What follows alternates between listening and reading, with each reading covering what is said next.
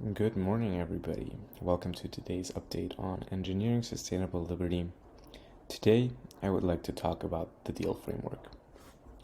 The DEAL framework was put forward by Tim Ferris in his book 4 Hour Workweek and is a framework to start taking tangible steps towards generating freedom for ourselves.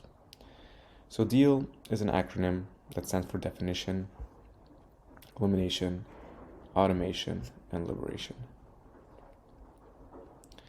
So let's step into each one of these components. Definition. Before we can work towards our ideal state, we need to make sure we know what it is.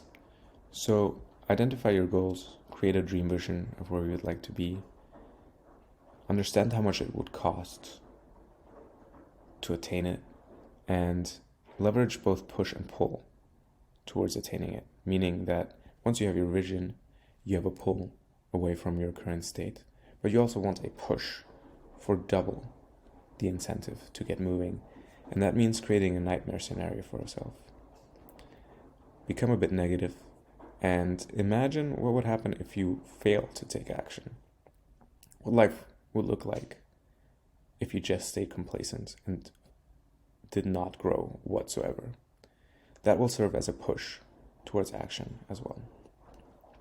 Once you've defined, you can start eliminating tasks that are non-essential.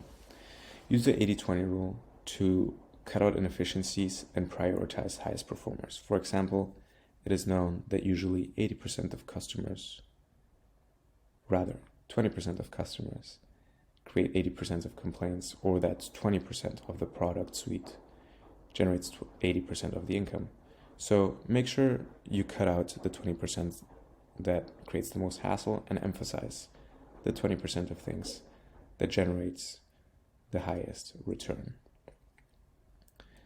Next is automation. Automation is the use of technology to handle repetitive tasks. Delegate tasks that can be automated, meaning hire people to do tasks that you do not actively enjoy doing.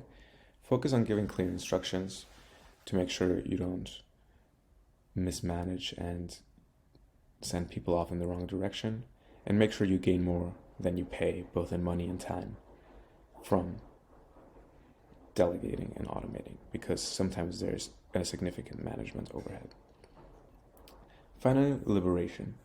Embrace the freedom that you've achieved once you're happy with where you are, meaning that the goal that you initially defined is within your means, and that you have sufficiently eliminated and automated tasks such that you have time to pursue self-actualization.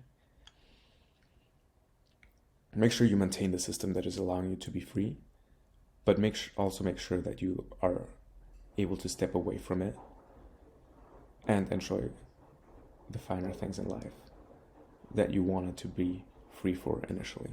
This is where liberation very much ties back to definition. So these four combine into this flowchart over here, which allows you to decide what to eliminate, what to delegate. So once you're presented with an activity, analyze whether you would enjoy that activity, and if you do, make sure it's on your list. Do it.